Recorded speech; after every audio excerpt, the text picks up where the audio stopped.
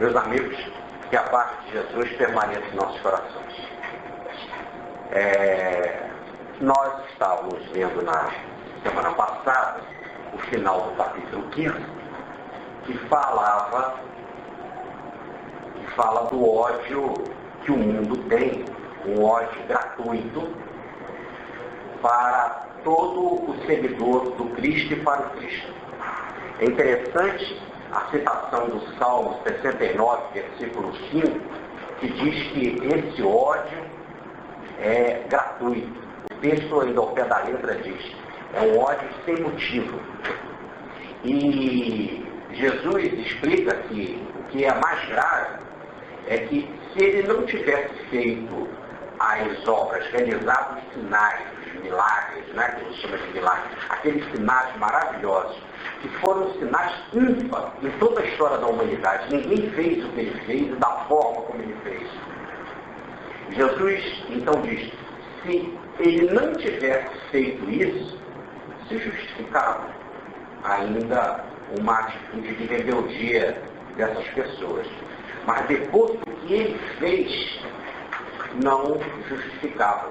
Porque agora aumentava na consciência deles o erro. Era um erro, então, o que eles chamam de pecado, né? Era um pecado, era um erro que eles cometiam por este ódio, um erro consciente, porque eles estavam conscientes que eles estavam errados. Mas, independente disso, continuaram odiando Jesus. Jesus diz, então, que esse ódio gratuito, se ele é o mestre, se ele é o Senhor, como os apóstolos chamavam, e Jesus diz que os discípulos não têm privilégio com relação a ele. Muito pelo contrário. Se fizeram isso com ele, se odiaram a ele, se perseguiram a ele, vão também perseguir os apóstolos, os discípulos, todos os seguidores do Cristo. É como se fosse uma certa prova dos nove. Você é meu seguidor, então saiba que você também vai ser odiado. Agora, ele dá uma explicação clara. Por que esse ódio gratuito? E é interessante que no original, essa palavra não é amar menos, não. Aí está no sentido de ódio mesmo. Ódio com toda aquela potência contrária do amor, que é dos filhos rebeldes. Ódio espiritual mesmo. Não é uma certa ignorância em que a pessoa é agressiva, não. Um ódio consciente que você usa todo um potencial raivoso contra Deus, contra, no caso, também Jesus, contra, no caso, também os seguidores de Jesus. Ele explica que isso é falta da sintonia com Deus, porque não se está em sintonia com Deus, e quando se está em sintonia com Deus, se faz a vontade de Deus, e a vontade de Deus é amor. Quando você está em sintonia com Deus, automaticamente você ama. Porque você não tem a sintonia de Deus, você continua com esse potencial de amor. Veja? Isso é importante para a gente entender. Vou repetir para a gente analisar com calma. Toda criatura, por ser filha de Deus, tem um potencial de amor imenso. É um potencial energético enorme, que é da mesma substância do Pai. Quando você conscientemente se afasta de Deus ou não cumpre este amor, você inverte a polaridade dele. E este amor invertido então se transforma em ódio. Por isso que eu chamo esse ódio aqui de algo, não é ignorânciazinha, não, é algo espiritual consciente. E aí, então, porque você não está em sintonia com Deus, não faz a vontade de Deus, que é amar, que é a lei normal e natural, você, mesmo diante do conhecimento do que Jesus fez, do conhecimento do que os apóstolos e seguidores de Jesus, através de todo o tempo da história, fizeram, você reage contra o tiro. Então, esse foi o tema que nós analisamos a vez passada. Por que se age contra o tirano? Jesus explica. Se fossem vocês do mundo, se fizessem parte do mundo, se fossem dominados do mundo, seriam usados pelo mundo. seriam do interesse do mundo, seriam da falange do mundo, do grupo do mundo, estariam afinados com o mundo, fazendo a vontade do mundo, estaria tudo ok. O mundo não persegue quem não presta. Mas como vocês não são do mundo, são de um partido diferente, foram sacados do mundo, foram retirados do mundo, o mundo se rebela contra vocês. Porque se vocês fossem sacados do mundo e fossem embora, sumissem, ficassem invisíveis, sumissem, não teria efeito nenhum. Mas o grande problema é que o cristão, ou o seguidor do Cristo, vive no mundo, mas não é dominado pelo mundo. Aí é que complica. E o grande problema é que o seguidor do Cristo, ele é verdadeiro, ele é honesto consigo mesmo. Ele leva a mensagem a sério, é diferente do mundo. No mundo você tem, por exemplo, um representante do mundo, que quase sempre é um lobo mais vestido de cordeiro, ele se apresenta com cara de bonzinho e ele faz discurso. É o caso do político, né? Ele promete, faz cara de bonzinho, abraça todo mundo, cumprimenta todo mundo, ri para todo mundo, fala claramente, a minha primeira atitude vai ser essa. No outro dia ele faz uma atitude diferente. Então, quando ele ganha a eleição, o prefeito da cidade do Rio de Janeiro, e aí não vai nenhum eleito, não vai nenhuma referência ao homem que merece o nosso respeito, porque nós erraríamos tanto quanto ele. Aí nós estamos falando da instituição, ele prometeu, o primeiro secretário indicado seria o secretário da Saúde, ele passou o discurso todo. Então, no outro dia ele indicou da Casa Civil. Pronto. É mentira. É mentira. No outro dia. Aqui, volto mais uma vez, eu estou falando contra o senhor Eduardo Paes, que merece o nosso carinho, tanto quanto a vida, como tanto quanto qualquer outro ser humano. Veja, não temos o direito de atacá-lo por pessoa. Porque não somos melhor que ele. Muito ao contrário. Muito ao contrário. Apenas estamos falando que essa instituição é assim do mundo. Ela é de discurso. E aqui vai a nossa vibração para ele, que ele consiga fazer coisas, pelo menos boas, de alguma forma, alguma coisa beneficial dele. Aí isso não seria diferente se vier outro candidato. Muito pelo contrário, o ser humano se comporta assim. A mensagem não é sangue, não é vida.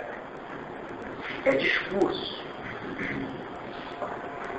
A pessoa não tem discurso ali. O profeta não.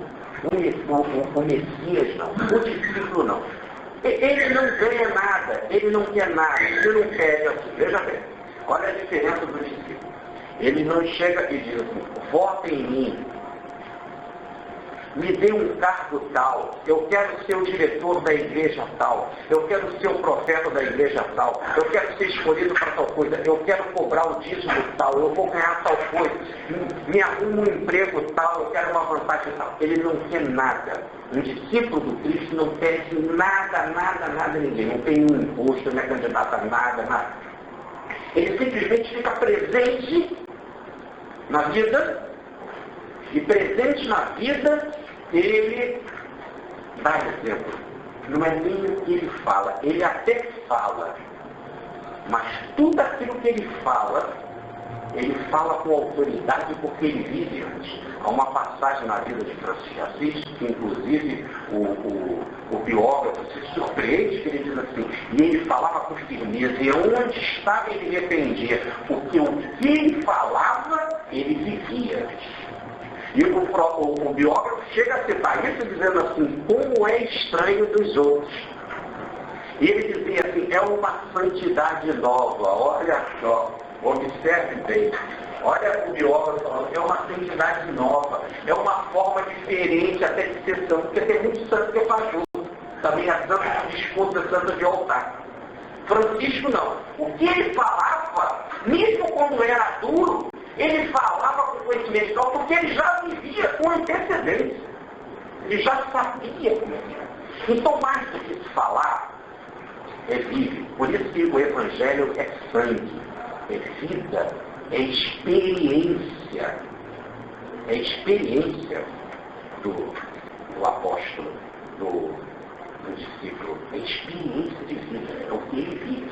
Ele respira aquilo que ele fala. Ele come, ele se alimenta daquilo. Então, Tiago, o apóstolo Tiago, tem uma passagem que diz assim, ele fala, viver no mundo sem ser no mundo. Viver no mundo sem ser no mundo. Isso é que incomoda. Aí que está o problema do ódio. No budismo tem uma passagem como se fosse uma interpretação dessa frase. Tiago não pode ser uma interpretação porque ele é anterior a Tiago, né? Mas seria uma mesma ideia dessa frase de Tiago, mas talvez numa linguagem mais didática, que diz assim, ou você come o mundo ou o mundo te come. No caso, quando você é do mundo, você é comido pelo mundo. O mundo te come, você é alimento dele. Ou melhor, você é uma peça do interesse do mundo. O mundo aproveita de você. Te aproveita como escravo, te aproveita contra os impostos que você paga, te aproveita porque você corrobora com as coisas do mundo, etc. Você é normal, não incomoda o mundo. Mas quando é o contrário, você come o mundo, você é maior que o mundo, você não faz parte do mundo e vive nele, aí que incomoda. Agora, ele não fala nada contra ninguém. Ele não quer o cargo de ninguém, não quer tomar o tempo de ninguém, não quer um título, não quer uma posição de reino, não quer nada. Ele só quer chegar ali e falar um pedaço dele, pregar um pedaço dele e viver aquilo. Mas é uma situação tão diferente, tão estranha, que como o mundo sabe que não pode explorar aquela peça para o seu benefício, e ele como exemplo vive, ele arrasta outros, aí o mundo age contra. Mas o mundo olha para ele, vê o que ele faz, vê os exemplos dele, mas ele incomoda. Ele é desagradável. Aí então o mundo tem que odiar ele.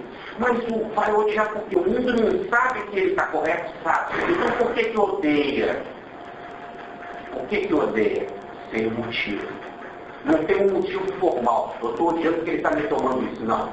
Simplesmente é porque a sua atitude é claramente contrária a mim. Isso me incomoda.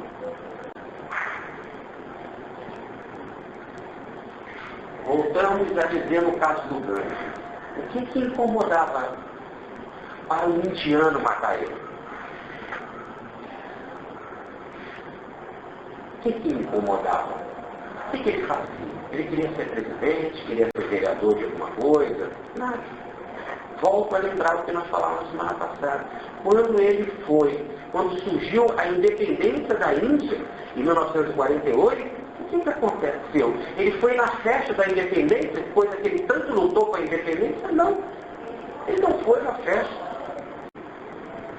Não foi. Ele estava fazendo o quê? Quando todo mundo esperava, inclusive ele tinha sido convidado para ser presidente da Índia. Não, ele estava limpando fósseis. E ajudando as pessoas a limpar e a construir fósseis. E quando ele jejuava, muitas pessoas, ele está jejuando pelo inglês para conseguir a independência da Inglaterra, ele também jejuava pelo indiano, o indiano não ser violento. Mas também jejuava pelo muçulmano, para que o muçulmano entendesse e não odiasse o indiano e vice-versa. Teve uma vez que ele simplesmente fez um jejum e disse, eu só faço jejum quando o muçulmano e o indiano parar de brigar. Ele só queria que as pessoas vivessem em paz. Isso incomodava tanto dele permanecer no mundo e com esse discurso que tinha de morrer. Qual foi o motivo? Gratuito. Ele tomou alguma coisa de alguém e tal, fez algum cargo, alguma coisa, foi combater alguma religião, algum partido. Não. Ele só vivia a não violência e queria que todos fossem não violentos. E quando ele fazia esse jejum, ele não mandava, você tem que fazer um jejum. Não, ele fazia. Quem vai ficar sem comer sou eu. Para que vocês dando isso, você não amar. Eu continuo sem comer e eu morro. E vocês ficam brigando. Compreenderam? Você, indiano, não gosta de muçulmano. O muçulmano não gosta de indiano. Eu vou ficar sem comer. Ele não mandou o indiano e o muçulmano ficarem sem comer. Ele que ficou. E se vocês continuarem não aceitando e continuarem brigando, eu fico sem comer e vou. Adeus, fui. Compreendeu? É essa vivência que é estranha. Isso é estranho, isso incomoda, isso é dor. E aí então a pessoa odeia. Qual o motivo? De gratuito. Entendeu? Foi tão presente a mensagem dele de Deus que quem matou ele foi um materialista, vocês sabiam? O povo mais religioso do mundo, que é o indiano, também tem a sua origem o materialismo.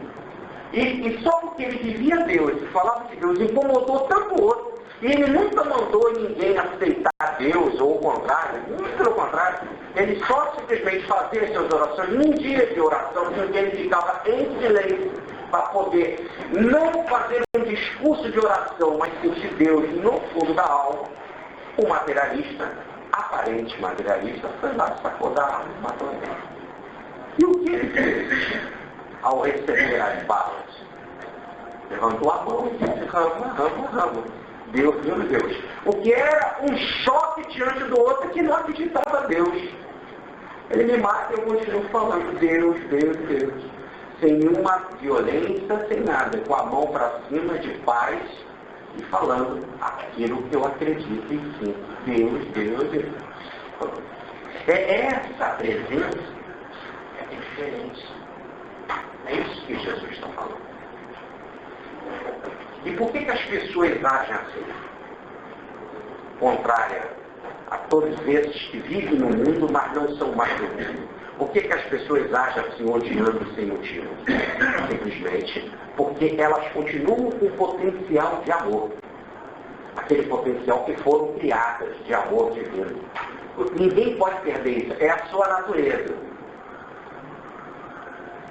Compreendeu? Você é assim, você tem um potencial. Quando você não usa esse potencial para amar, você continua com o mesmo potencial. Só que você inverte a polaridade e usa para ódio. Por isso que esses ódios, a quem é do bem, é sempre muito maior do que aquele ódio por vizinho.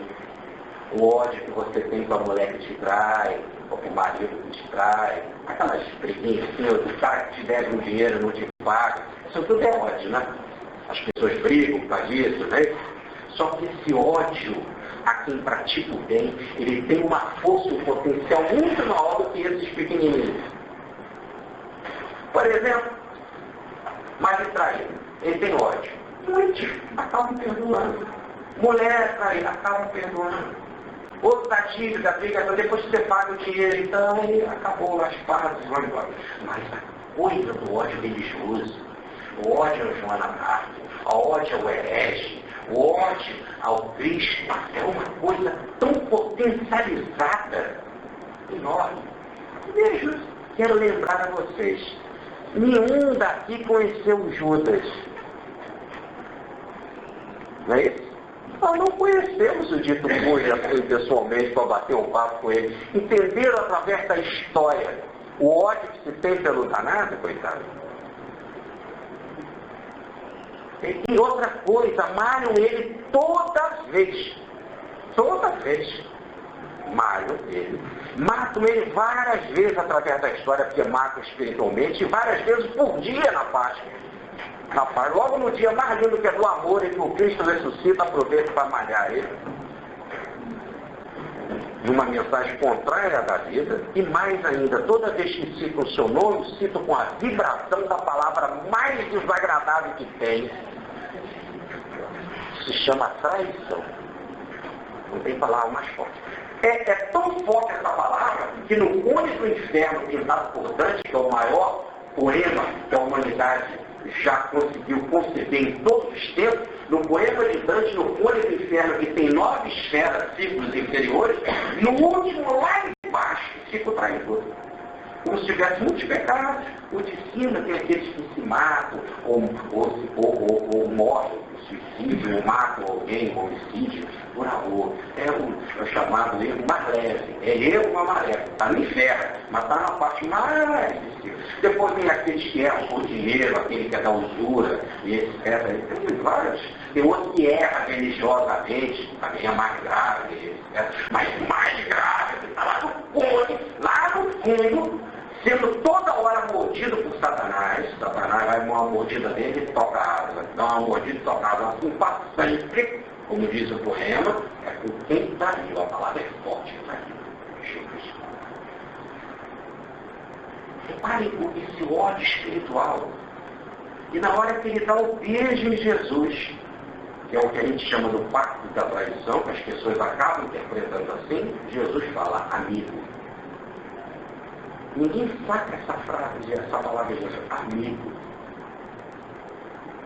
E a história põe o tal do amigo dado por Jesus, coloca que Jesus está em ironia, coloca Jesus tão atrasado quanto era e continua amando aquele que Jesus chama de, continua odiando aquele que Jesus chama amigo. E um ódio imenso, gratuito, bota o cara que taca em pedra, e taca o fogo, e não sei o que, bota as crianças para fazer isso, para desde pequenininha ela aprender a fazer maldade. E a odiar também algo que não se conhece, que não se conviveu. Vai fazendo uma hereditariedade espiritual do ódio. Então esse foi o tema da vez passada. Aí você fala, que tema duro, né? Tema duro. E aí eu quero lembrar a vocês que Jesus está se despedindo da humanidade, está num banquete com os amigos, ceando com os amigos, né? Já lavou os pés dele, falou em amigo, falou que a nossa relação tem que ser uma relação de amigo e contou isso. E contou esse drama de ódio em que eles iriam passar. E aí no capítulo agora, no início, agora ele vai explicar o porquê. Olha só. Eu vos tenho revelado essas coisas a fim de que não sejais enganados. É o versículo 1. Estou contando isso para vocês, meus amigos. Estou me despedindo. Já é quinta-feira, já estava de noitinha, já ele ia ganhar o beijo de Judas, já ele seria preso e seria levado, não é isso? E no outro dia, adeus, ia ficar invisível. Então, estou contando isso para vocês. Veja bem, é uma reunião de amigos, mas eu estou revelando isso de forma bem clara, para que seja de tal forma bem clara, mas que não haja dificuldade de vocês entenderem, para que vocês não sejam enganados. Porque esses lobos do mundo, eles se vestem de ovelha, eles se vestem de carinha de bacana, vem em nome de Deus, vem em nome da religião, vem em nome do problema social, vem em nome da recuperação planetária, vem em nome da ecologia, vem em nome do não sei o quê, vem sempre em nome para matar os outros, para espoliar, para agredir, para ofender. Então eu falo isso para que vocês não sejam enganados. Fique atento. Se vocês vão seguir o bem, vão ser perseguidos. E seguir mesmo como vivência, não é fazer esforço.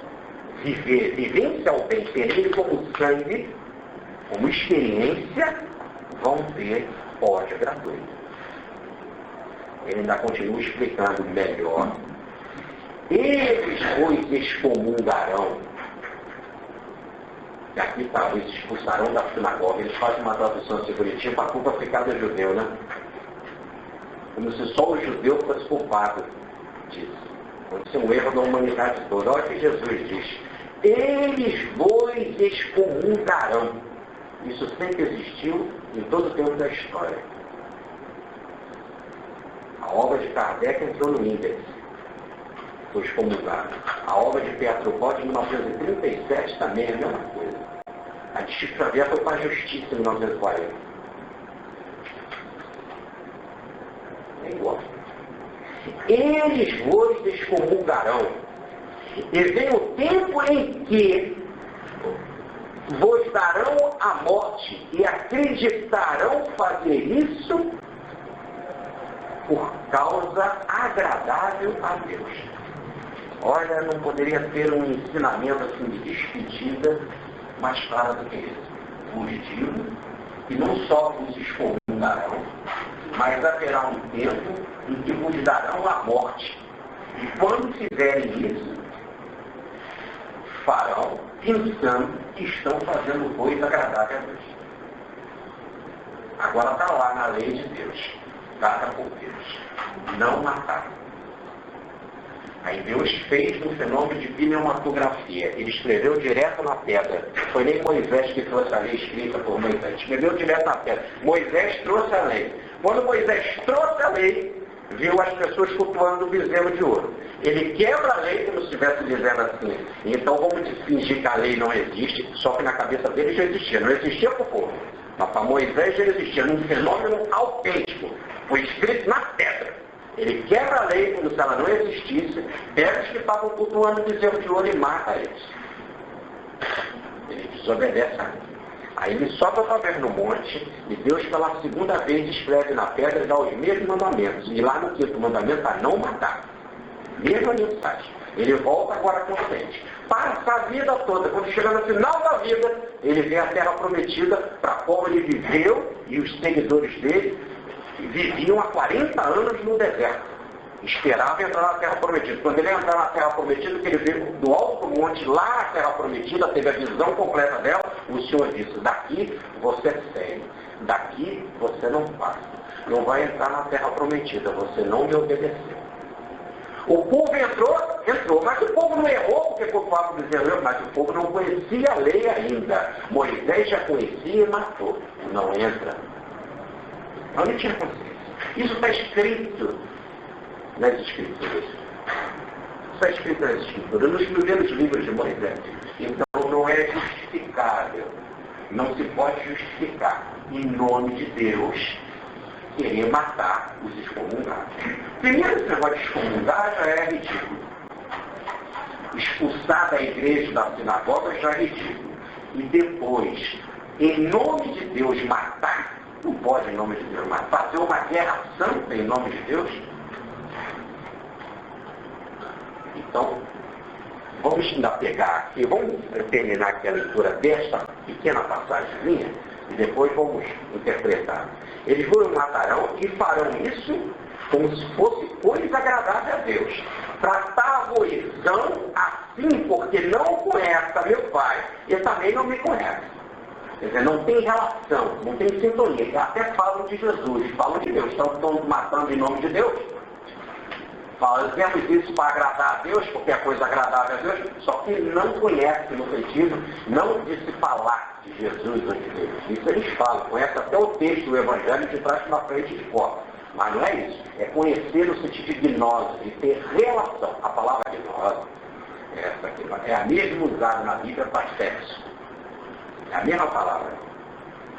Tanto que logo no capítulo 1, capítulo 4, versículo 1, depois que houve a queda do paraíso, que Adão e Eva vieram para a terra, no primeiro versículo, logo depois dessa queda, diz assim, e Adão conheceu Eva e nasceu Caim. Olha a palavra conhecer aí para relacionamento sexual. Um conheceu o outro e nasceu Caim. Conheceu no sentido, fizeram relação e nasceu Caim. Porque não você pode conhecer o outro e não nascer ninguém. Tá certo? Então aí não é o conhecer de se relacionar, é de intimidade. Aí é um relacionamento de intimidade. O que Jesus está falando aqui desse conhecer é essa mesma ideia, como se fosse o sexo, em que você transa com alguém, tem intimidade com alguém para nascer o filho. Assim também você não tem relação, não tem intimidade, não conhece Deus, não tem intimidade com Ele e nem tem intimidade com Jesus. Conhece até o texto de Deus no Antigo Testamento, conhece até o texto de Jesus todo no Evangelho, mas não tem intimidade com Ele, não tem relação íntima com Ele, afetiva com Ele. Por isso que mata. Por isso que mata. E usa o discurso que está fazendo isso em nome de Deus. Abençoando o canhão e etc. E montando fogueira para matar os outros. Tratar-vos-ão assim porque não conhece ao meu Pai e também não conhece a mim. Ora, tenho-vos dito essas coisas, a fim de que quando sempre acontecer, o texto fala quando vier o tempo, não.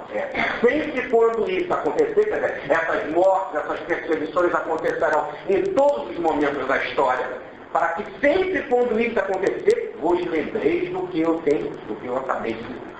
Estou contando isso para vocês ficarem então bastante esclarecidos, para não serem enganados, porque sempre quando acontecerem essas perseguições, mesmo quando eles disserem que estão perseguindo o nome de Deus, impossível perseguir o nome de Deus, Deus só manda amar, inclusive diz não matar. Então quando isso acontecer, e sempre quando acontecer, posso lembrar de Jesus estava num discurso, então, profundamente consciente. Ele não era aquele cara que estava tentando estapar o sol com a peneira, ou estava tentando fazer um discurso enganador, enrolador com relação aos apóstolos. Estava sendo amigo, mas amigo a tal ponto que estava sendo de uma sinceridade impressionante, para que eles não fossem enganados. Porque, como se fosse dizendo assim, essa é a realidade do mundo. E vocês vão viver no mundo e não são mais do mundo. Por isso que serão odiados, serão perseguidos. Inclusive vão matar vocês em nome de Deus. Ora, isso começou a acontecer com Paulo de Tarso. Qual foi a primeira pessoa a morrer pelo cristianismo? Foi Estevão. Está lá no Atos dos Apóstolos. Ele morreu de que forma? Pedrada. E por que morreu? Quem mandou matar ele? Foi a sinagoga. Quem que comandou? Foi Saulo. E por que Saulo comandou? Porque estava contra a lei de Deus. Porque ele estava agindo contra a lei de Deus. Então, por causa disso, eu vou te matar. Em nome da lei de Moisés, da fidelidade à lei de Moisés, da pureza à lei de Moisés, eu vou te matar a pedrada. Mas a lei diz no quinto mandamento, não matar. Ele estava fazendo isso em nome de Deus. E depois perseguiu homens, mulheres, estava a cavalo indo para prender Ananias, quando Cristo apareceu para ele. Ele então caiu no cavalo e ficou cego. E aí começa a vida de Paulo, em que ele se transforma de Saulo para Paulo. Do grande Saulo quer dizer grande para Paulo, que quer dizer grande. Aí aprendeu a humildade. Mas, veja, já começa assim. Depois, as autoridades romanas também matam por causa de Deus. César era Deus. O poder do imperador era um poder divino. E aí você tem que escolher entre o poder divino, que é do imperador, ou Deus que vocês dizem que seguem, que é Jesus. Umas pessoas seguiam Jesus, está indo contra ao Deus do imperador. É o dono, é o Senhor, é o morro. Depois veio a igreja. Constantino I tem uma visão da cruz, usa a cruz para matar, com esse sinal vencerás, é o sinal da cruz, mas vencerá a si mesmo. Ele interpretou que é vencer a guerra. Mandou que todos os seus soldados fossem pintados o símbolo da cruz e foi para a guerra, venceu a guerra contra Mackensen, casou inclusive com a filha de Mackensen, glórias ao vitorioso, que é Flávio. Ela, inclusive, depois usou a sua casa, o seu palácio, que é o de Latrão, para fazer a igreja onde os papas moraram, que é a igreja de Latrão. A igreja de Latrão, que o Papa Inocente III, na época de Francisco, teve um sonho, como ela sendo a igreja principal, que é ali que os papas moravam, e estava desabando, e que um homem descalço segurava no seu ombro a igreja, que era Francisco de Assis. Aí conhece a história de Francisco. Então era a Catedral de Latrão. Ela era a casa que pertencia a essa Flávia em 300 e pouco. A vida de Francisco é 1200, né? Mas em 300 e pouco, ela foi a segunda mulher de Constantino. Ora, então, o que acontece? A partir desse momento em que Constantino coloca a igreja como religião oficial, como uma das religiões oficiais da igreja cristã, a igreja cristã passa a ter dinheiro. Para ter dinheiro, diz Francisco, tem que ter segurança para tomar conta do dinheiro. Passa a ter um exército.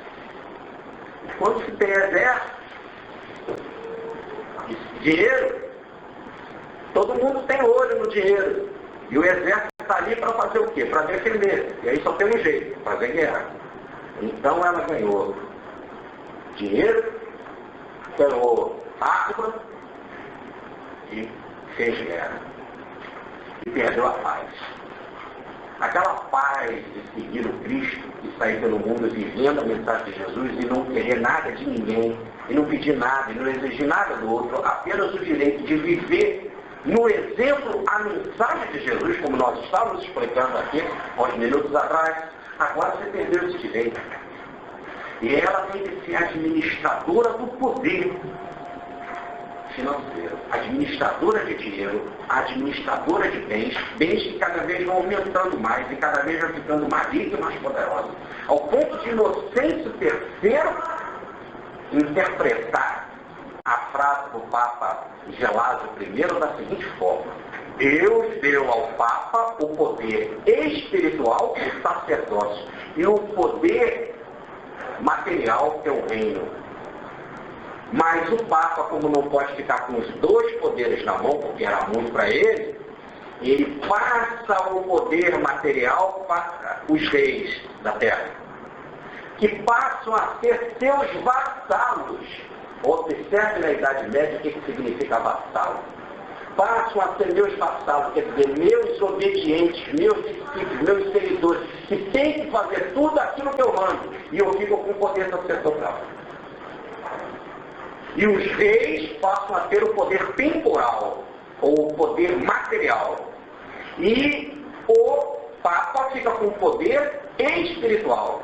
Mas o poder material não pertence aos reis, foi delegado pelos papas. Logo, o poder material pertence, no fundo, ao Papa. Os outros têm o direito de usufruir, contanto que sejam vassalos do Papa.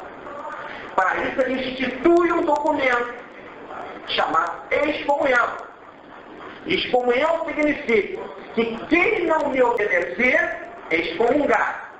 E aí toda cristandade tem o direito de olhar para aquele que é excomungado e dizer: você está no inferno, você não pertence a Deus, você tem que ser perseguido e odiado, você é filho não de Deus, mas de Satanás, não tem direito de te obedecer, porque você é um representante do mal, não te pago imposto, não te obedeço, não vou fazer parte do seu exército, não vou ser seu cavaleiro, não vou pagar as dívidas que eu tenho com você, nada. Mas ele tem um poder material, ele pode se vingar dessas pessoas. Só que os outros vassalos de outros reinos se unem com aquele povo para coibir a este por não exercer a vontade do Papa e não ficar do lado da igreja.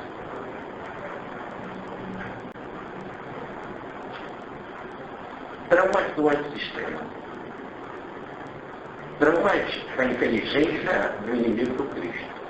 Tramas do mal. E aí, o que passa a acontecer? A igreja começa a ficar no poder. E muito poder. E ela começa a ficar rica. E já era completamente diferente dentro da sua hierarquia, do jeito que se vestia, da forma que se comportava, do que se cobrava do povo, de como espoliava o povo com dinheiro, pedindo dinheiro e vendendo tudo, vendendo indulgência, vendendo bugiganga, terreno industrial, a forma de se comportar, as amantes, os abusos, o dinheiro, o luxo, a agressividade para com o povo, onde os mosteiros fechados se transformavam em verdadeiras cidades ricas, poderosas, em que os monges tinham o povo como escravo, tinham que trabalhar para produzir para eles, eles viviam no luxo, na riqueza, no abuso, e em desordem, inclusive, de abuso sexual, etc. Na simonia, na troca e oferecimento de cargo para os seus parentes, na venda das coisas espirituais, no nepotismo, de oferecer as coisas para os parentes e na venda das coisas espirituais na simonia, onde eles viviam no verdadeiro abuso, ao ponto de se vender coisa espiritual no açougue. Chegava no açougue, você comprava um quilo de carne e uma indulgência, lá um perdão. Então, essa situação de abuso chegou a tal ponto que, quando chegou no século XIII, com uma renascença espiritual, século XII, XIII, houve um abalo de revolta nas pessoas. Não foi só Francisco o campeão daquele período de vivência do amor, mas houve vários movimentos de heresia naquela época. Por exemplo, Valdo de Lyon era um comerciante rico, na cidade de Lyon, na França, cidade que muito depois vai nascer no Canadá. Então, Valdo era um comerciante muito rico. E um dia ele teve a oportunidade de ler o Evangelho. Se surpreendeu com o Evangelho. Nunca ninguém ensinou aquilo daquela forma como ele leu. Ele teve um momento de transformação, se sacudiu. Mas é tudo diferente. Os apóstolos, a mensagem de Jesus, viviam a pobreza, a humildade, a sinceridade. Viviam pregando pelo mundo quando essas caras não pregam, não ensinam, não falam do Evangelho. O que fala é completamente diferente, ficam vendendo coisas. Aqui se fala de humildade, de pobreza, de sucesso. Então, o que ele faz? Num gesto que a igreja considerou de heresia, ele pega o texto e traduz na linguagem do povo, porque estava tudo em latim, ninguém entendia, o povo não sabia mesmo, estava toda a língua vulgar. Alguns pedaços do Evangelho, algumas partes. E aí o que ele começou a fazer? Começou a pregar. Aonde ele ia, ele pregava nas praças, no mercado, com o povo, começou a fazer sucesso. O cardeal da região chamou ele, legal, o que você está falando, neguinho? Aí no caso não é neguinho, é branquinho, né? De Leão. O que você está falando, campanha, é completamente diferente da nossa realidade. Olha como eu me visto, olha como que a gente age, olha como a gente é, olha o que a gente cobra, o que a gente fala. Olha o que você está falando. Está falando da pobreza, na vida dos apóstolos, que andavam para lá e para cá pregando. Paulo não pedia licença para pregar, onde que ele chegava, pregava. Isso não era, mas não era assim. Eu sou o cardeal, você tem que obedecer. Cala a boca, fica na sua. Aí não vou fazer isso, porque está no Atos dos Apóstolos, no capítulo 5, versículo 29. Olha como é bacana você conhecer os textos. Está lá, de forma clara, não obedecer só a Deus, e não a nenhum homem. E você é um homem. Ele não sou homem, eu sou um cardeal, eu represento Deus na terra. Não, tu é um homem. Essa já era a diferença. O Papa é o representante de Deus. Logo, os seguidores do Papa, os cafés, são representantes de Deus. Essa é a interpretação. E logo falam de Deus, falam em nome de Deus e legislam em nome de Deus. Ele não vou parar de falar. E aí, então, ele vai procurar o Papa. Vai assinar um ensino, um concílio que pede ajuda ao Papa. E o Papa diz, você pode pregar uma condição. Uma condição. E aonde você for pregar, você pede autoridade eclesiástica, autoridade para você, licença para você pregar. Então, aqueles que davam autoridade para ele pregar, ele pregava. E com isso, o que acontece? A multidão tinha tanta sede dessas coisas espirituais. Esse discurso era um discurso tão diferente já do que eles viam nas igrejas, com os padres, com os cardeais, com o bispo que viveu naquele luxo e daquela forma toda, que as pessoas começaram a seguir. Saiu os seguidores de Valdo, de Pedro Valdo. E eles começaram a entrar pela Itália e outras localidades, e aí começaram a estudar. E o que eles viviam? A pobreza. Não tinham nada. Aliás, até de forma errada. Porque no início eles não queriam trabalhar. E pregar sim, mas viver de esmola. Isso baseado num texto do Evangelho. Um texto do Evangelho que diz que o trabalhador é digno do seu salário. E o próprio Paulo diz isso. Que eu teria direito de um pagamento por aquilo que falo. Mas ele esqueceu de ler o texto todo, e Paulo dizendo assim, para eu não ser pesado e sacrificar ninguém, nunca pedi a Corinto nada para que me sustentasse. Muito pelo contrário, sempre que eu tiver e trabalhei com as minhas próprias mãos, como tecelão, e trabalhando com as minhas próprias mãos, eu me sustentei. Corinto não tem isso para dizer de mim, diz Paulo. Apesar de eu ter direito ao salário, como se fosse o direito espiritual, não fiz exercer esse direito, não pedi nada. Trabalhei para me sustentar. Os valdoneses, ou os seguidores de Valdo, não faziam assim. Viviam mendigando, mas pregavam. Era uma mensagem de pobreza. Diferente depois, quando vai surgir Francisco. Quando surge Francisco, é a mesma ideia de Pedro Valdo. É a mesma ideia. Pobreza. Eles andavam de tamanco para lá e para cá, mas os franciscanos andavam descalços, então era mais pobre ainda. Uma corda lembrando pobreza, castidade e obediência, como os seguidores de Valdo, também um lema pobreza, castidade e obediência, a mesma coisa, pobre. E andavam pregando a moral. Não era um discurso teológico para complicar coisas ligadas à cristologia e coisas complicadas. Não. A mensagem do amor, do perdoar, fazer o bem, seguir Jesus e viver a mensagem da pobreza. Verdadeiro choque diante do Evangelho. Qual foi o grande problema de Francisco? Francisco afrontou o seu tempo. Ele falou contra o Papa? Não. Falou contra a igreja? Não. Diferente dos seguidores de Valdo. Eles começaram depois a falar muito mal do Papa e da igreja. E aí, então, a heresia ficou muito mais viva e muito mais clara. Mas os seguidores de Francisco, não. Eles seguiam a igreja e ainda dizia mais, né? Que não poderia ter um não seguidor da igreja dentro da sua ordem. A ordem não era para falar mal da igreja, o Papa não. Os padres são abençoados porque eles vêm com a mensagem de Jesus. Ainda diz mais, mesmo eles estando errados, eles fazem a bênção da caridade lá da missa, em que as pessoas têm tanta fé. E por causa disso, diz Francisco, beijaria a mão dele. Mesmo se São Lourenço aparecesse, diz Francisco.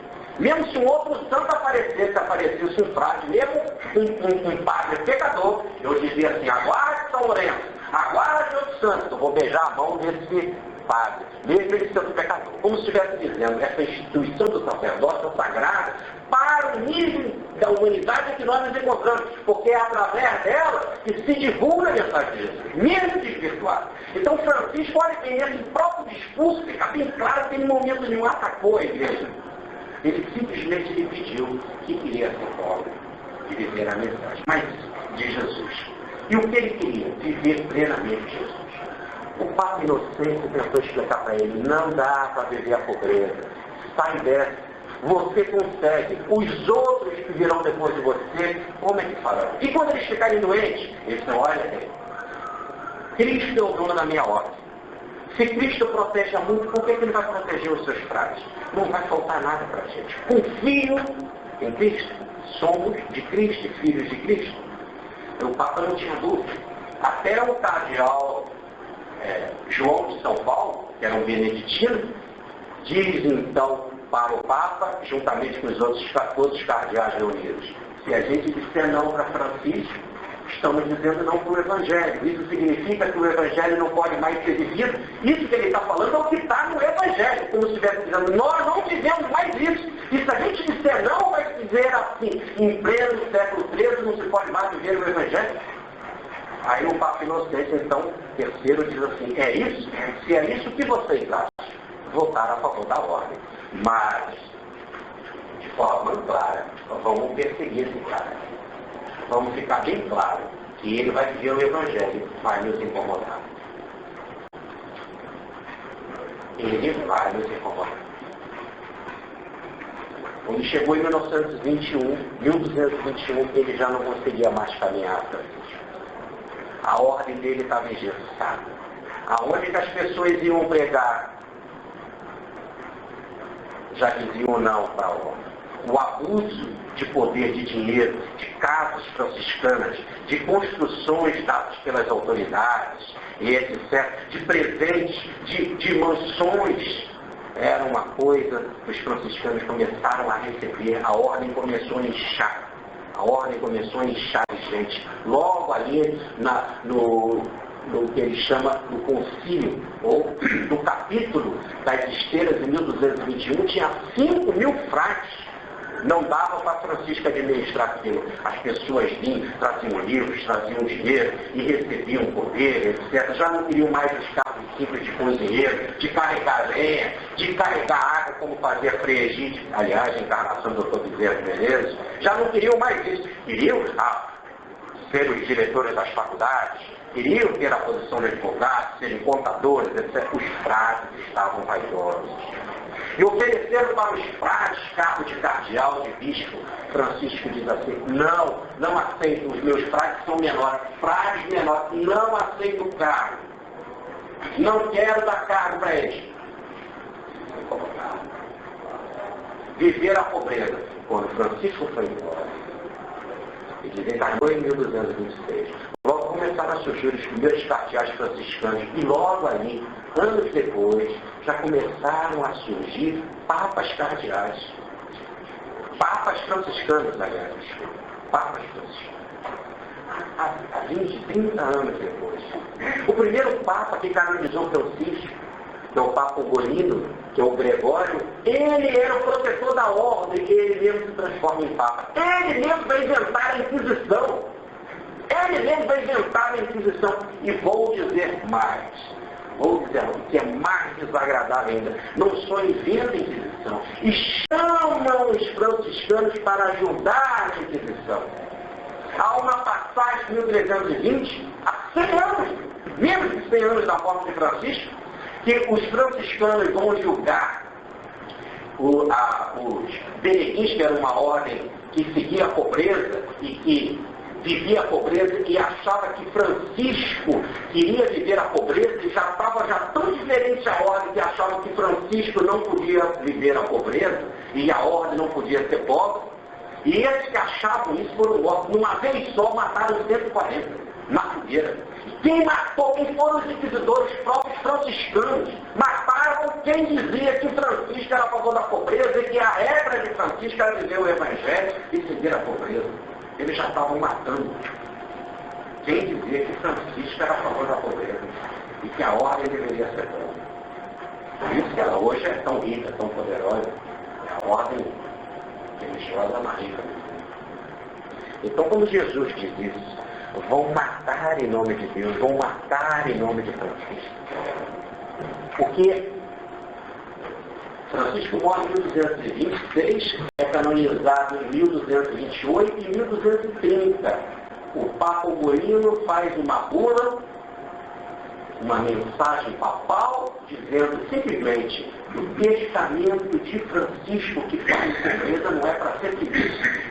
O que tem que ser seguido é a regra que a igreja fez em 1223, que é diferente daquele montou em 1221, que roubaram a regra dele. Ele escreveu uma outra que eles vão pedir autorização, mudaram tudo, tanto que o próprio Papa Ugolino, a regra autorizada foi aquela que nós juntos fizemos. Nós juntos, não foi Francisco? Ele botou o dedo dele lá e engessou, colocando a oportunidade de se ter bem, de se ter dinheiro, etc. Mudaram. Ele já viu que estava crucificado. Já viu que estava odiado. Já vivos os ministros foram procurar Francisco quando ele estava escrevendo a regra, dizendo, não concordamos com uma regra dura. O que é uma regra dura? Viver a pobreza, mas isso está lá no Evangelho. Viver a humildade. Não, nós não queremos assim. Aí a voz do Cristo vibrou no ar, no fenômeno de pneumatofonia, e disse, a regra é minha, é minha, é minha, é minha. E Francisco disse, quer que eu mande ele repetir outra vez? Aí eles apanharam a regra, porque não podiam fazer nada, porque foi a voz do Cristo. Mas como eles odeiam o Cristo e odeiam o Francisco, eles sumiram com a regra. Roubaram a regra, rasgaram a regra, sumiram com ela. Pediram emprestado a Frei Leão, que era o seguidor de Francisco, era humilde. São Pedro Valls, anos depois, põe a regra e some com ela. Francisco escreveu.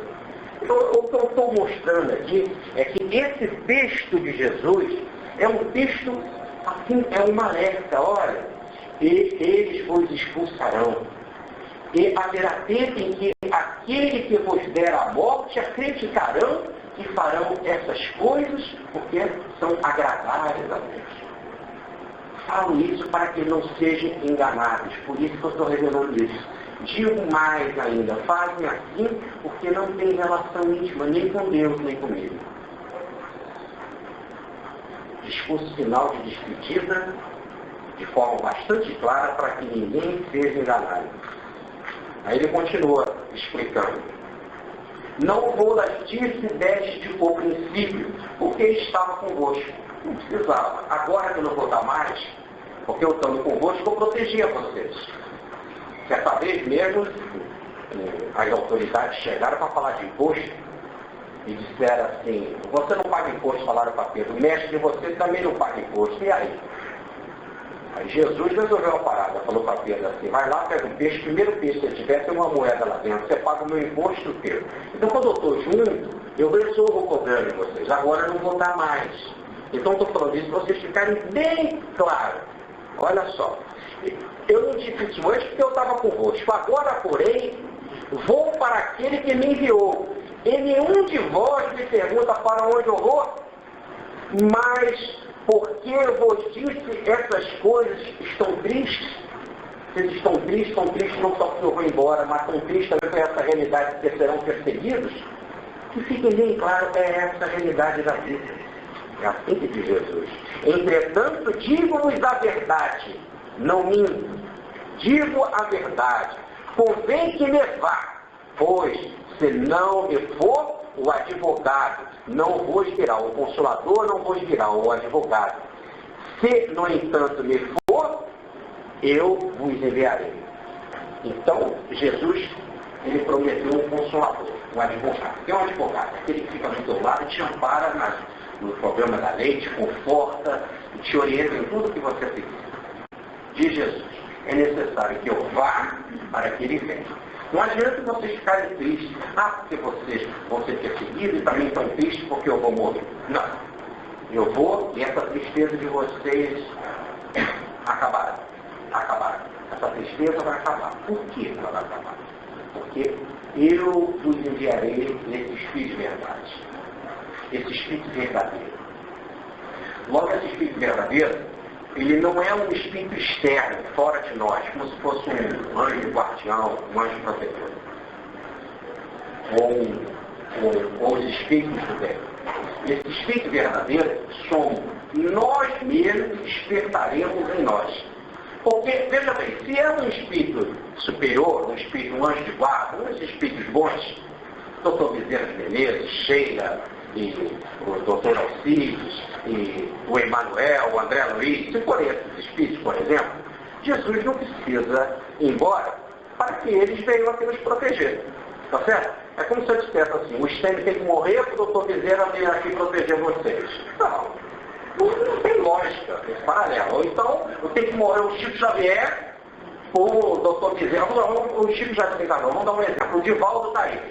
Tem que morrer o Divaldo para a Joana de Anjos nos amparar. Não tem lógica. Ela nos ampara com ele encarnado ou desencarnado. Entendeu?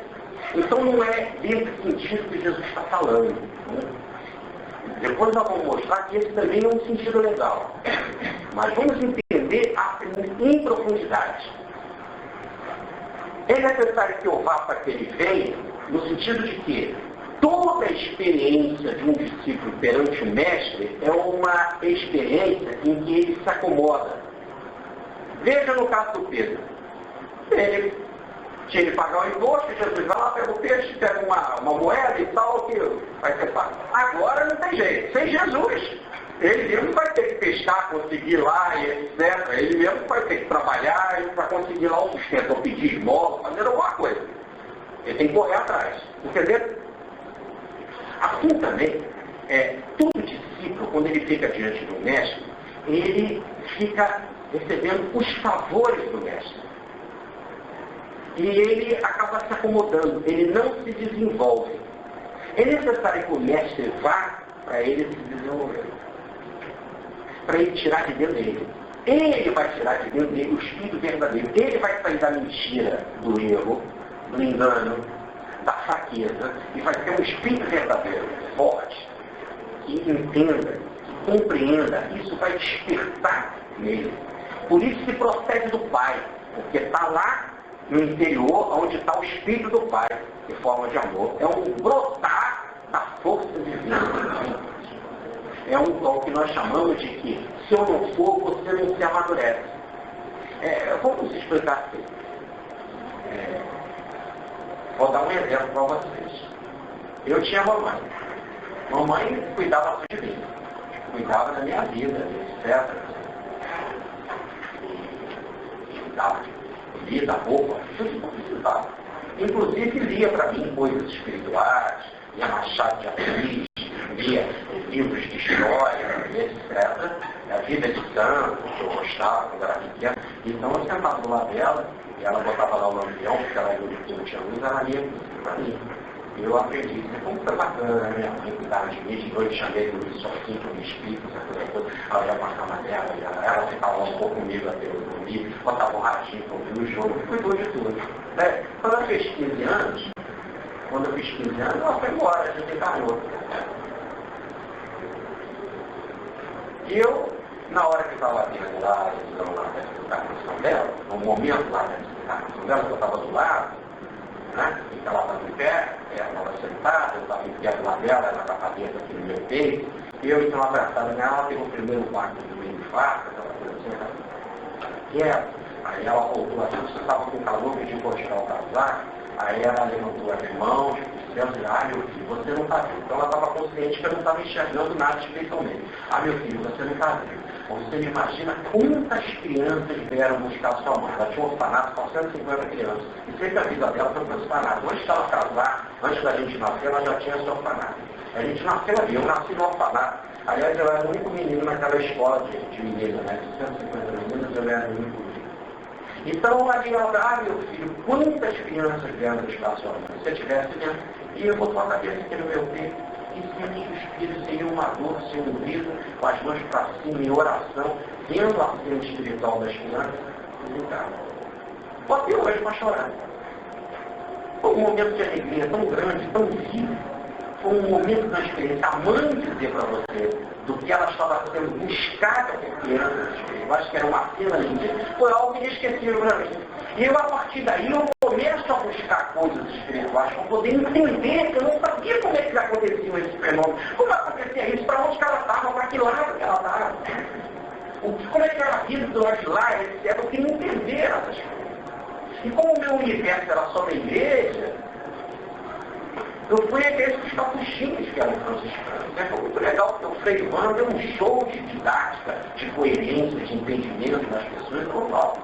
Eu frequentava ali a missa todo dia, porque eu queria naquelas orações compreender, deu uma compreensão. Então eu falei para o Frei Ivan, eu quero ser frade, eu quero ser padre. Aliás, eu não sabia que queria ser frade, padre, eu achava que eu quero ser padre, eu quero ser da igreja. E eu disse assim, está vendo?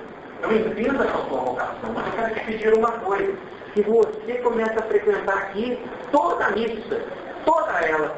Faça a sua oração comum e vá orar para a Virgem Maria e pergunte a ela se verdadeiramente é essa a inspiração que você tem que ter para a sua vida.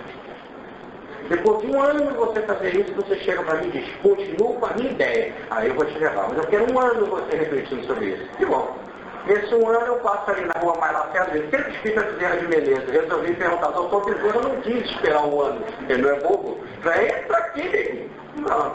Conheci logo, assisti a primeira palestra sobre o Evangelho segundo o Espiritismo, e fui para cá ali o Evangelho segundo o Espiritismo. Aí é a resposta. A primeira palestra que eu fui fazer na minha vida foi lá em Vitória. No convite estava assim, Jorge do Rio, não sabia nem o meu nome todo. Irmão, quando eu chego na rodoviária, que os espíritas do Espírito Santo foram me receber, logo está aqui uma pessoa assim, que escreve, o nome dela é Paulo, escreve perfeitamente, né? Mas algo na rodoviária. Você vai começar agora, então, seu trabalho. Foi a segunda palestra que eu fiz na vida. Foi um encontro de jovens, 500 jovens no Espírito Santo. Então, eu reparo que se ela não vai, eu não me amadureço. Eu ficar sentado, mamãe, lê para mim, fala para mim, e conta para mim, e tal. Você tem que amadurecer, você tem que correr atrás, você tem que entender as coisas espirituais. Você tem que buscar. Isso não quer dizer que eu fiquei melhor. Mas compreendi mais. Entendeu? Um esforço de amadurecimento. Quer dizer que ter santidade. A capetice apenas é um esforço de amadurecimento, de resposta para as coisas que você foi buscar porque não tinha.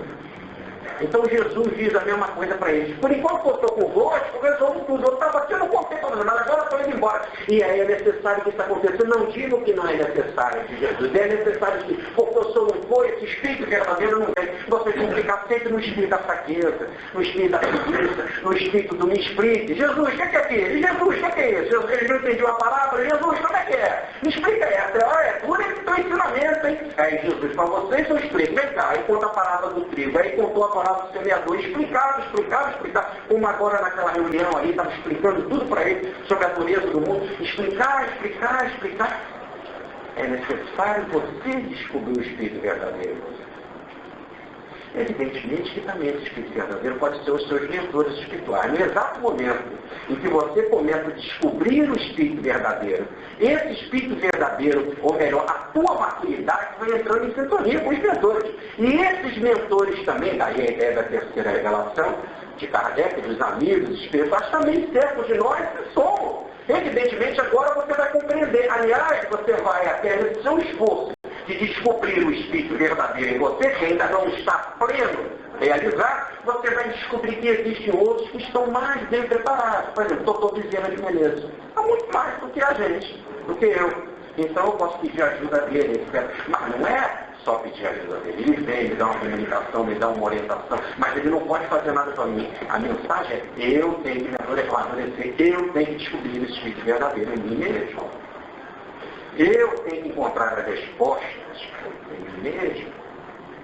Isso não é no sentido de autossuficiência, no sentido de não querer o outro. Não, no sentido de amadurecer. Ora, isso a professora faz toda hora na escola, os professores também. Eles vão dar uma matéria e o aluno fica tranquilo. Ele passa 2 meses, 1 mês ali na marihuana. A professora bota a matéria no quadro, explica como é que é a fórmula, desenvolve a fórmula, faz o exercício, mostra para ele, manda dever de casa, corrige o dever de casa com ele, bota lá a resposta no quadro. Um dia a professora dá a prova para ele e fica quieto. E ele tem que fazer a prova sozinho. E quando ele faz a prova e acerta e ganha a nota de que passou, de que foi aprovado, ou ganha a nota de que está legal, que naquela matéria ele aprendeu, significa o quê? Que naquele ponto ele amadureceu. Naquele ponto ele se fortaleceu. Aí o que a professora faz? Dá uma matéria nova, mais aprofundada. Assim, esse Espírito verdadeiro, ele vai tomando corpo em nós, e cada vez ele vai amadurecendo mais, ou melhor, ele já é todo verdadeiro. Nós é que vamos cada vez mais tendo consciência dele. E ele vai tomando corpo em nós e vai tomando conta da gente. E tudo aquilo que é de mentira, de ilusão, de ignorância, de fraqueza, de lenda, tudo isso vai se afastando da gente. Porque nós vamos ficando o quê? Maduros e experientes. Por causa dessa vivência espiritual. É isso que Jesus está anunciando aqui. Acho que é muito razoável, né? Eu acho que é de uma lógica estonteante. Inclusive, quando a gente volta mais uma vez àquela ideia, que ele estava no finalzinho da quinta-feira, quando ele já seria preso. Era como se fosse um discurso de despedida com os amiguinhos, os grandes amigos dele. Ele dizia, olha, esta é a vida. Em 2 movimentos. Primeiro, o mundo vai odiar vocês. Primeiro. Segundo, é necessário que eu vá para que vocês fiquem mais maduros. E aí, mais maduros, vocês vão entender quando o mundo odiar e vocês não vão se enganar. Por vocês mesmos, por estarem maduros e orientados, e eu vos digo a verdade, não estou enrolando, estou falando de forma bastante clara o que vocês vão ter pela frente. Por isso, vocês vão ficar espertos. Mas não espertos não para enganar e tapear os outros, mas espertos para ser maduros, para compreenderem a vida e o mecanismo, o funcionamento dela. A técnica funcional de como a vida é, de como ela age. Então, ele continua. Quando ele vier, então, esse Espírito verdadeiro, ele convencerá o mundo quanto ao erro do mundo, quanto à justiça e contra o juízo. Jesus explica. Então, quando vier esse Espírito verdadeiro, fazendo aqui uma tradução melhor, quando ele vier, vai explicar ao mundo, vai ficar claro, quanto o erro, que é, aqui no texto está pecado, quanto o erro que as pessoas cometem, os enganos que as pessoas cometem. Ele também vai falar vai falar a favor da justiça, que é o ajustamento que devemos ter com Deus. Lembra que eu falei que nós fomos criados e a nossa criação é em amor? E que nós temos a força, a potência do amor, e que a gente manifesta essa mesma força em termos de ódio. Mas Deus é amor. Então nós precisamos fazer o nosso ajustamento desta força, desta nossa potência, mas em amor com Deus, e não mais em ódio. Reverter essa polaridade para acabar, fazer o nosso ajustamento com Deus. E a outra coisa que ele fala é em juízo, que é Aqui juízo está no sentido de reconhecimento. Reconhecer a realidade da vida. Reconhecer a realidade da vida significa reconhecer como a vida se comporta. Nós já vimos aqui a lição do ódio. Já explicamos. Olha como o mundo se comporta. Olha como que a igreja fez para perceber. Olha como ela desvirtuou a vida de Francisco, etc. Essa leitura que a gente faz para compreender o mecanismo de interesse das coisas, compreender como os lobos se vestem de ovelha, como eles se comportam, compreender como as pessoas agem, as suas falsidades políticas, interesses materiais, etc. Como usam Deus para isso, num discurso falso. Esse reconhecimento vai ser muito importante para nós. Então, quando vier o Espírito verdadeiro, ou melhor, quando a gente ficarmos amadurecidos, quando ficarmos amadurecidos espiritualmente, leia isso na linguagem kardeciana, é ser evoluído. Quando a gente se amadurecer, em vez de mentira, em vez de erro, nós vamos ter a verdade. Em vez do ajustamento com ódio, vamos nos ajustar ao amor, vamos nos ajustar como Deus. Em vez de sermos ignorantes, não reconhecer que as pessoas estão nos enganando. Mas aquele pai é tão bacana, aquele chefe da sinagoga é tão legal, porque aquele político é tão bacana. Você não vai se enrolar, você vai reconhecer como eles dominam aqui no mundo, como eles dominam, com que eles agem aqui no mundo, você vai reconhecer, não vai ser tapeado por ninguém. Você vai reconhecer o mecanismo do mundo, como ele é falso, como ele enrola, o seu discurso de interesses, etc. O mundo que finge te dar rosa, mas no fundo depois vai te dar espinho. Então, você fica bastante claro. Jesus, então, ainda explica melhor, para que não haja dúvida. Ele vai dizer assim, quanto ao erro, porque não creram em mim. As pessoas erram porque não seguem a mensagem de Jesus. Mas quando vier o Espírito verdadeiro, a gente vai entender o que é a mensagem dele.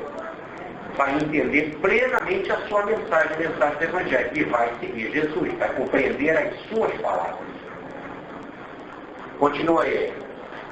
Quanto à justiça, é que vou para o meu Pai.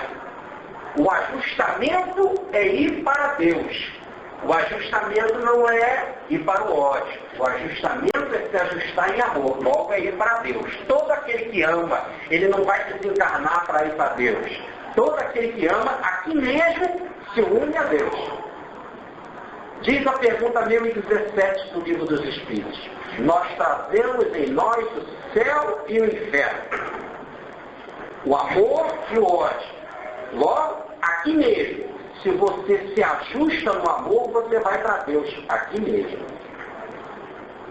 Se você se ajusta no ódio, aqui mesmo você vai para o inferno. Aqui mesmo você já faz a sua vida no inferno. Não precisa desencarnar para isso. Então ele explica. O ajustamento é, vou para o meu Pai. Essa é a mensagem. Quando o Espírito verdadeiro vier, vamos compreender que temos que ir para o Pai. E só tem um jeito de ir para o Pai. Se unir ao Pai, reconhecer o Pai na intimidade, é através da sua prática, da sua lei, que é o amor. E aí ele continua. Quanto ao reconhecimento, é que o príncipe deste mundo, no original está o dominador. O dominador deste mundo será reconhecido. Ou melhor, quando o Espírito da Verdade vier, a gente vai reconhecer quem é que realmente domina aquele mundo. E esse cara vai ficar bem reconhecido. É interessante quando o santo olha, né, e vê o outro se comportando, e ele vê que o outro é falso, o outro é mentiroso. Ele sabe disso porque nada fica escondido no santo. Ele não lê o que a pessoa fala, ele lê no coração. Não é o que a pessoa diz ou o que a pessoa se cala, é o que sai do coração. Ele faz uma leitura espiritual, ele sente pela aura, ele sente pela vibração, ele sente mesmo a emissão do pensamento da pessoa. O professor Pedro Paulo, ele contava que ele tinha uma, eu já falei isso aqui várias vezes, mas vale a pena repetir, que ele tinha uma dificuldade tremenda de conversar com as pessoas porque ele ouvia duas palavras. Dois pensamentos. O que a pessoa falava, o senhor é bacana, uma sombra legal que estava lá dentro. O senhor é tão enrolada, a sua obra é tão difícil. Ou o senhor é um chato, ou o senhor é contra Kardec, é contra não sei o quê, e assim vai. E aí ele falava.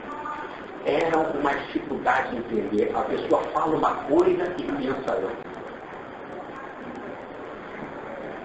E a força do pensamento é a mais verdadeira do que aquilo que ela fala. Porque o que ela fala, a voz da falsidade, da mentira, é enrolação, é passageiro. Mas o que ela pensa é do espírito, é da alma, é lá de dentro, é da profundidade. Aí é mais difícil ela tapear e enganar o santo. Por isso que santo não se engana, se tapeia. O santo vai para a cruz porque ele quer, porque ele te ama. Ele sabe muito bem da realidade. Ele conhece muito bem como é que é o domínio aqui do mundo, como o mundo se comporta, como as pessoas agem, e ele simplesmente vai ser inteligente. Vamos explicar Paulo. Paulo, depois que já estava mais amadurecido, e o Espírito da Verdade se fazia presente, ele foi preso. A mensagem que ele tinha de fazer é vincular as coisas do Cristo e divulgar Jesus aqui na Terra. Ele sabia que ele tinha de fazer isso. Ele sabia também que ele ia para o martírio. Ele também seria condenado, mas ele não estava procurando a condenação. A ideia é pregar, pregar. Quando chegar a hora, pronto. Aí não tem mais jeito. Quando chegar a hora, foi quando chegou mesmo, ele disse para o carrasco: como o teu dever, pois já cumpriu o meu. O meu é pregar o Cristo. O teu é de realizar decepções. E o cara pegou a espada lá e degolou Paulo. Tá certo? Mas no final, por enquanto que não chega a hora, por enquanto que ele pode, ele sai pregando, inclusive para carrasco, para todo mundo. Ele não para de pregar. A mensagem dele é ser um exemplo vivo do Cristo na Terra. Um dia ele foi preso. Botaram ele no tronco e foram mandar brasa na chicotada. Quando a lei mandava, e a pessoa tinha de levar 40 chicotadas. E as chicotadas eram tão violentas, e as pessoas contavam, e as pessoas que iam assistir ali gostavam de curtir aquilo, porque as pessoas adoram sangue. Olha o que faz venda, jornal com sangue, com crime, com sequestro. Olha quando tem um caso de sequestro, ou um caso de morte, de alguma coisa na televisão, como da Ibope. Como da Ibope. A gente vê isso toda vez aí no Jornal Nacional. Hoje vai ter um caso desse, porque sempre tem isso, esse da Ibope. Então o que acontece é que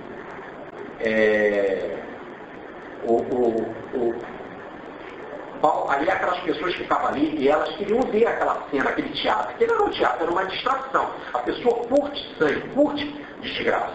Ontem um ladrão invadiu uma escola aqui na Tijuca, na Doc Novo, era uma multidão de gente observando, aguardando que o ladrão estava lá escondido. As pessoas curtem isso, ficam falando, explicando, e passam de soldados, diz como ele deve fazer. Eu tinha uma mocinha da escola do Bradesco orientando como o guarda ele deve fazer em termos de violência. Quando você pegar ele, você dá na cara dele, você vê a mocinha em frente à igreja de São Sebastião. Eu olhei para a mocinha, tão bonitinha, e ela falava com o guarda, cheio de metralhadora, tu dá na cara dele. E eu olhei para São Sebastião e falei, meu Deus, isso na porta da igreja, assim, né? Uma falta de uma sintonia. Mas a vida é assim, falo a verdade. Esse como diz o texto. E, no entanto, Paulo estava ali preso pela sinagoga. Aquela turma gritava. E a turma gritava, para, e começava a contar, porque a lei dizia, são 40 chibatadas. Se você errar, der 41, o carrasco que ficava lá do lado era amarrado e ele levava agora 40 chibatadas. E as pessoas então contavam errado. 1, 2, 3, 4. Aí ele levava.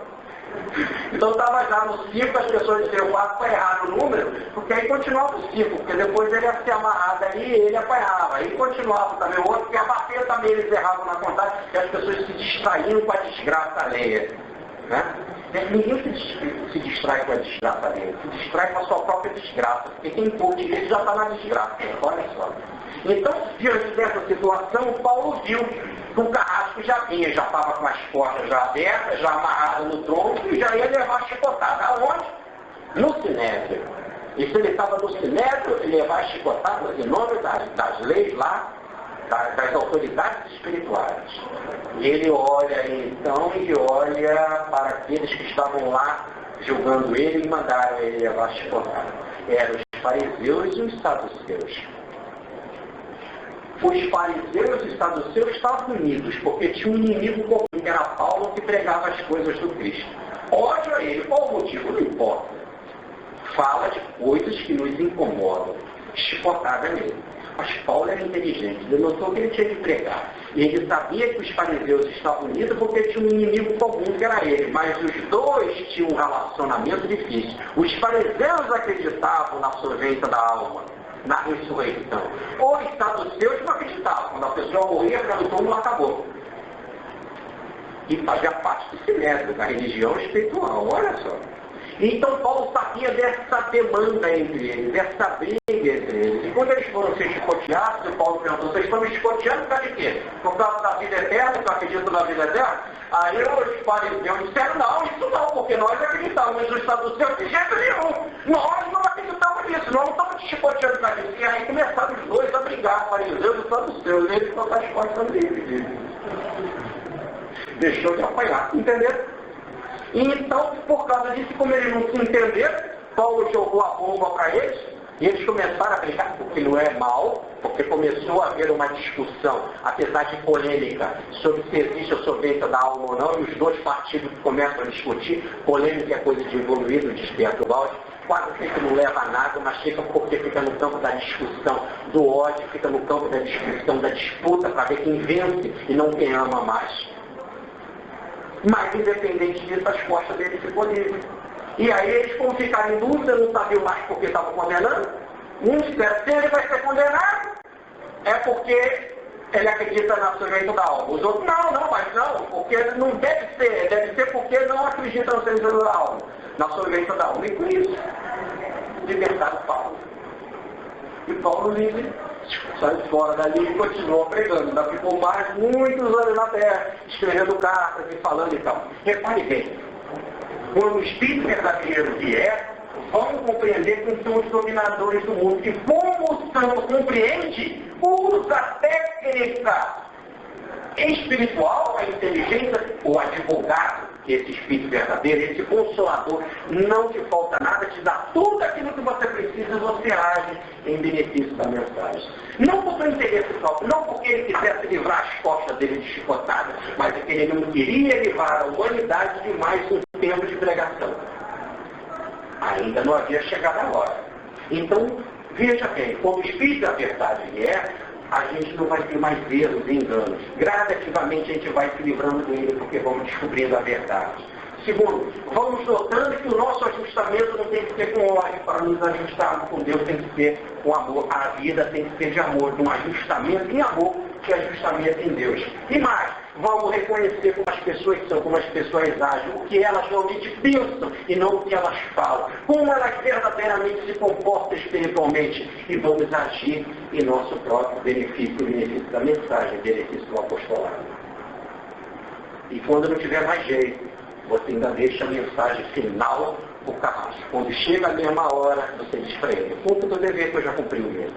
O carrasco fica surpreso. Ele até mata, ele até cumpre o dever dele, mas nunca mais sai da sua mente aquela forma daquela pessoa se comportar de forma diferente. Não foi agressivo, não foi violento, até orou, estava feliz e com cara de paz.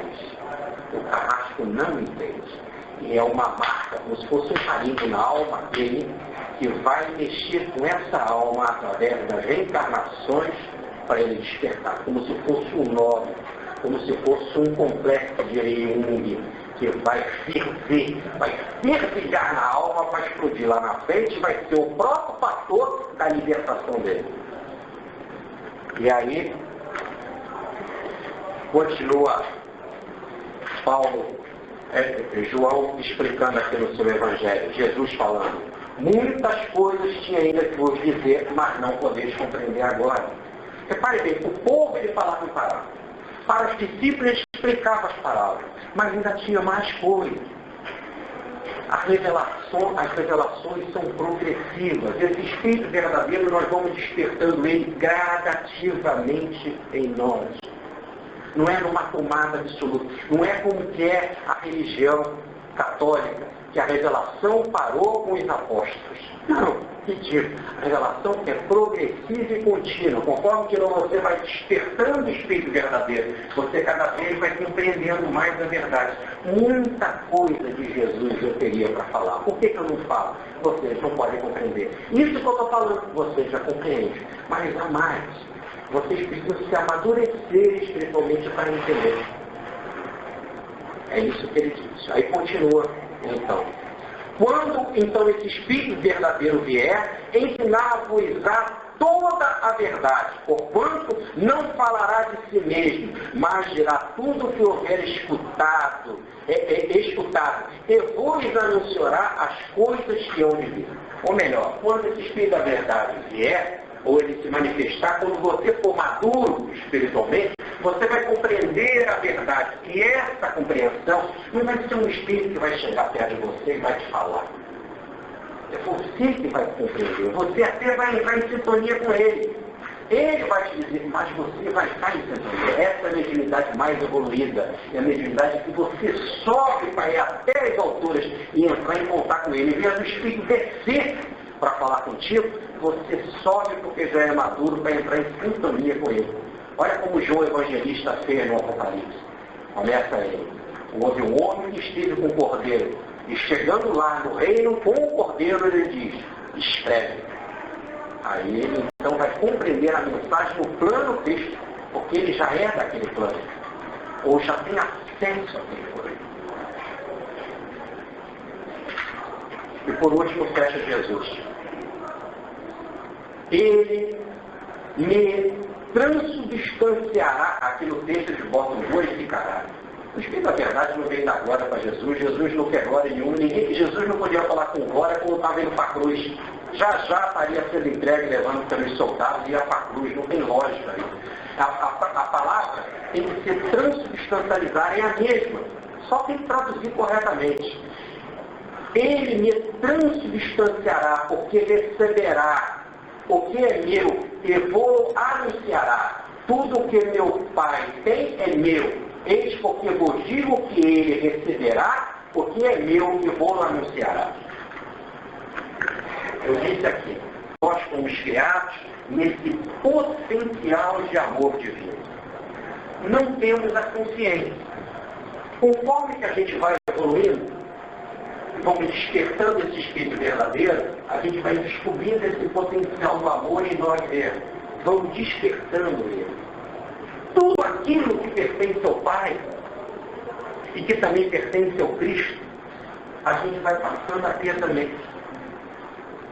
Trazendo um tratamento perfeito entre tudo aquilo que pertence ao Cristo, o Pai e a gente. Aquela essência que está em Cristo também vai ficar com a gente. Vai haver uma transubstancialização, ou melhor, uma troca, em que a minha substância, a minha interioridade vai ficando igual a do Cristo, e o Cristo vai ficando igual a mim. Nós vamos nos transubstancializando. E tudo aquilo que o Cristo tem por inteiro, porque tudo que pertence ao Pai pertence ao Cristo, é a parábola do filho pródigo, tudo que é meu é teu, meu filho. Então, já que tudo que pertence ao Pai pertence aos filhos do Pai, isso é assim, tudo que eu tenho na minha casa, e a minha casa pertence aos meus filhos, o Lucas e o Pedro, eles não precisam comprar nada, mas eles se sentem dono de tudo, não é assim? Assim também, quando você sentir realmente intimidade com Deus, tudo que pertence a Deus pertence ao Filho. É tudo mesmo. Assim Jesus está dizendo que tudo então que ele tem, que ele recebeu do Pai, e tudo que é do Pai vai pertencer a nós quando nós despertarmos esse Espírito superior em nós.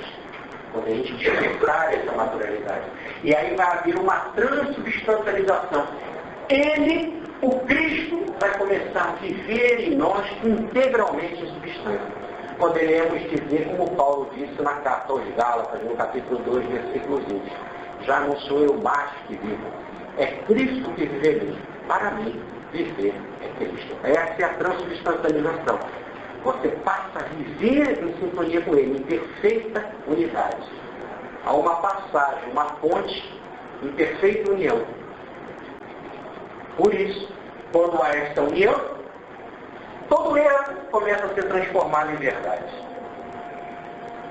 Todo ajustamento em ódio passa a ser esquecido e você vai se ajustando em Deus com amor. E todo homem dominador aqui no mundo que engana, que tem os seus poderes, seja ele político, religioso, ou social, ou científico, seja lá, você reconhece que aquilo é engano. Você começa a reconhecer as tramas do mundo e não cai mais nela. Por quê? Porque amadureceu. É capaz.